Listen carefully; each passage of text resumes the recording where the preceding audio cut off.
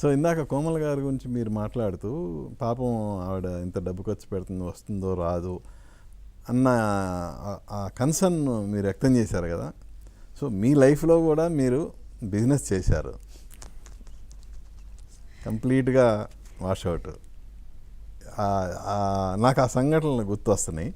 ఎప్పుడన్నా ఏదన్నా అంటే ఆవిడ పాపం ఆవిడ మంచి సింగర్ యాక్చువల్గా, ఆవిడ సంపాదించిందంతా సినిమాలో పెట్టారు. కానీ అది తలుచుకున్నప్పుడు మీకు కూడా మీరు చేసిన జీవితంలో చేసింది ఎప్పుడన్నా గుర్తొచ్చింది? అందుకేనండి అమ్మాయి మీద నాకు ఒక అమ్మాయికి సపోర్ట్ చేయాలి అంటే, ఒక ఆడపిల్ల కష్టపడి ముందుకు వస్తుంది. ఇప్పుడు ప్రజెంట్ సిచ్యువేషన్లో ఎలాగైపోయిందంటే, ఇది చెప్పొచ్చో చెప్పకూడదో నాకు తెలియదు, కానీ నా మనసులో ఉన్న మాట ఇది. ఆడవాళ్ళు సంపాదిస్తే ఒక మెట్టు కింద ఉంటున్నారు.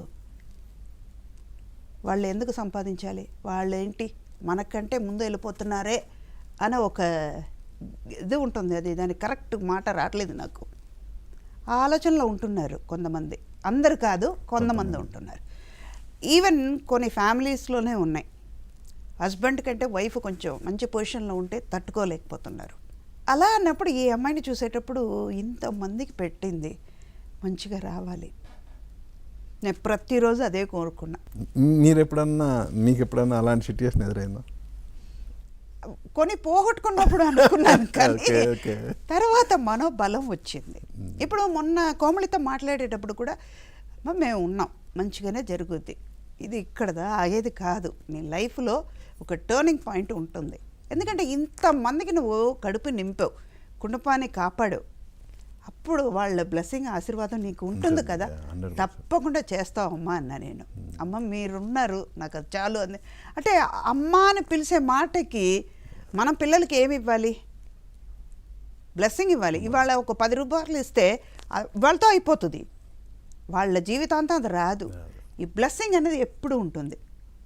మా అమ్మ ఎప్పుడు అంటూ ఉంటారు, నువ్వు బతకడం నేర్చుకో, ఒకళ్ళని బాధ పెట్టకు, వీలైనంత వరకు ఉపకారం చెయ్యి.